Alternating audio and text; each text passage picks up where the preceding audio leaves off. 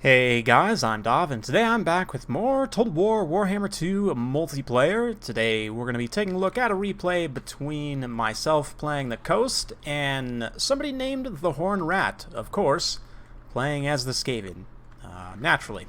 Anyway, going straight to the build, my army is going to be led by Noctilus, who is hidden in the woods somewhere, I forget where. We've also got the black spot here, 3 polearms protecting 3 carronades, front line of 5 deckhands, including the regiments of renown. We've also got some fellbats, 2 units of hounds hidden in the woods over there that just got discovered, as well as the night terrors and a Morngul haunter. For the Skaven, they're going to be led by Lord Skrolk, so we're definitely going to be getting a heavy summon battle here. On both sides, rat ogres, we've got Skaven slave spears, lots of sword and shield vermin, which is a really interesting one. Storm vermin with sword and shield are actually really good in this matchup, so I actually quite like that pick. We've got a number of rat ogres as well, natty buboes, and a warlock engineer. So the hounds are pulling out of the forest. You can see natty buboes start to open up on the carronades. This is a pretty decent target. Natty buboes, of course, do have stalk and snipe, meaning they can remain hidden while they are firing. That being said, if you notice, I don't know that I necessarily had them spotted right here, but you can kind of see where their projectiles are coming from, and if you alt-click on the ground, you can actually tell your artillery to, attack a place on the ground. And even if they're stalked, you can still hit them. Like, at this point, they just barely got discovered by those bats, and I was still making contact with them even before that, because I had seen where their projectiles are coming from. Meanwhile, the front line engagement getting underway. You can see the Haunters and these other units going to come try and kind of be a little bit more aggressive on this side. Black Spot opening up from their position just at the edge of the forest there. And yeah, the Haunter is going to get pretty aggressive and go after these storm vermin here. You can see Natty Buboes taking some serious counterfire there out in the distance. I have the bats there just to maintain visibility, so I don't necessarily have to expend micro looking for them, because yes, I can spot them if I'm looking, but it does kind of take away micro from other places in the battle. You can see here, this Morngul Haunter is taking a ton of damage. Death Frenzy on those upgraded Storm Vermin, or upgraded Death Frenzy, rather, on the Storm Vermin. Also hits those summoned Plague Monks as well. Because of the low armor of the Haunters and the Mornguls here, they're going to take so much damage. But, yeah, thankfully they do have that innate regeneration from the hunger and the just sea of Skaven fighting zombies, just absolute chaff all the way across the field in this huge pitched battle. Had to throw in my hounds over here just to keep some of these units tied up, and you can see the carronades have turned to do some good work on those rat ogres because Natty Buboes was routed off, and I was hoping these bats could chase them down. Unfortunately, there are some rat ogres there that might be able to bail them out, but still, we're keeping them occupied for the time being. Pretty cost effective for those bats. Meanwhile, you can see that the summons are well underway. Noctilus has come forward here and start to draw up summons. And one thing when you guys are playing defensive and horde, a defensive horde style, or just defensive in general, one of the biggest mistakes I see people make is them blobbing up. If there's not a reason to engage a unit, then you should just keep it in reserve. You can see I have even still, like, this unit is in reserve, this unit's kind of just standing around. They'll charge in just a minute here, but I'm just barely now committing some of my final units. The reason being is that if they're not fighting, they won't get tired, number one, and so, you know, your opponent's units that have already had to cut through several units of chaff will be tired, and then they have to fight even more chaff, right? Plus, it's just not super efficient. They're not going to get that much damage done blobbing up, and in general, you know, if you have multiple layers of reserves, then as your opponent starts to break through, you can plug up those gaps. Obviously, summoning from Count Noctilus does count heavily towards that, but yeah, you can see out here, these rat ogres did get these dogs that had chased off some routing units. They are going to be pinned there in place, though, momentarily for the cannon to hit. We've been using the bombardment on Lord Skrolk anytime we can, and you can see that the terror has been a bit of an issue for the Skaven over on this flank. I didn't highlight it earlier, but the Night Terrors were caught out over here for a moment, and they were at like minus 50 leadership, but because the hunger is actually faster than crumbling, like it regenerates HP faster than crumbling,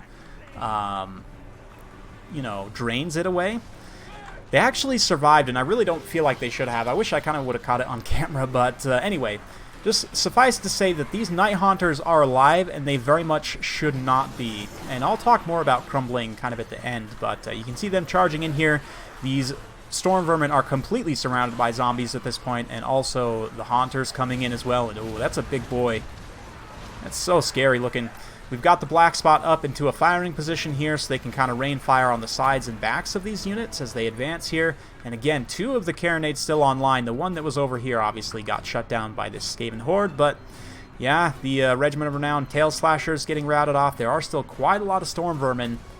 But we'll see. Balance power still pretty much dead even. Natty Bubo's coming back from rout. There are still a couple healthy rat ogres as well. But again, just not committing the reserves when I don't need to. We're going to bring these units back, but not necessarily commit them. Just let them stand around, rest for a minute, and then once my opponent breaks through some of these other forces, then we can start to commit them. Over here, though, a massive terror bomb from the Haunter, some really effective cannon and gunfire, and it is just a mess for the Skaven. Oh man, some brutal hits from those carronades through this big blob here, and yeah, things are not looking good for the Skaven now. That terror route just took a huge chunk out of the balance of power. Likewise, the black spot are going to be able to sit in this pocket now and just fire at pretty much anything that comes into range, including these rat ogres. They're going to get over here and try and crumble away what's left of these deckhands, but that is going to leave them exposed to plenty of fire from the black spot. Completely unopposed, just able to rain in fire here, and it is doing good damage. Meanwhile, Natty Bubos are starting to snipe at Noctilus, which is doing some pretty good damage, so I'm going to go ahead and pull him back into the woods so that he doesn't get sniped. Meanwhile, Rat Ogres and other units trying to hold their leadership together. I'm just keeping everything nice and tight around these last 2 carronades so I can try and get as much value out of them as I can. Likewise, the black spot being out in front here can kind of fulfill their hybrid missile melee role, and I know that a lot of people aren't big fans of the Vampire Coast just because, you know, they're really, really good, and anyway, they can be really frustrating to play against sometimes. Certainly, I will admit that. But this is probably, like, in my top 5 Regiments of Renown in the game. I just, for some reason, I don't know why, probably because I played a lot of, like, Empire and, you know, some of the other Gunpowder Total Wars, like Fall of the Samurai, for example, and Shogun. I just love the bayonet gun infantry for some reason. I don't know, like, it's just, it reminds me of, like, in Empire, once you had socket bayonets researched, then basically your line infantry could beat most melee units and cavalry, and it was just so much fun being able to have that hybrid, you know, fire, turn, fight, turn and fire. You know, I guess I think it's pretty cool. Then again, I also like, you know, like World War I, like in 40k, I quite like the Imperial Guard, you know, like fixed bayonets, that sort of thing. So would it be balanced if the other gun factions had bayonet units? Probably not. I mean, it would make sense. I'm sure that the dwarves and the Empire could figure out how to fix bayonets onto their handguns, but would they want to, and would it be balanced? I don't know. I think having it only be literally 1 unit in the game that's like that is pretty well balanced, in my opinion. They are relatively expensive as well, and to be honest, their melee stats really aren't that great. It's just more so that they have a little bit of anti-large AP in melee. But yeah, definitely a fun unit, and they are doing very well here, just gunning down anytime these Storm Vermin get close. We just gun down for a minute, charge over with the Morngul and his Night Terror buddies, and get a terror route, and then turn, shoot, rinse and repeat, basically until the battle's finished. But there are still a few Skaven forces advancing. Skrulk himself is relatively healthy, which is helping to maintain their leadership at the moment. But yeah, Noctilus, again, taking a few hits from those Bubo sharpshooters. And you can see here, I'm actually targeting on the wrong place. I had been targeting here, but my opponent moved them forward. This is one of the issues with trying to ground target against these stock units. Like, yes, you can, but if your opponent notices, then they'll move, and then you have to, again, expend time in micro, like trying to find where they are again. And anyway, it can just be kind of a game of cat and mouse that, while it certainly can be important, it can be a bit of a micro trap as well. So I was just prioritizing other things like the Haunters, you know, the Black Spot, Noctilus, things like that. Not really worrying too much about these super tattered sharpshooters.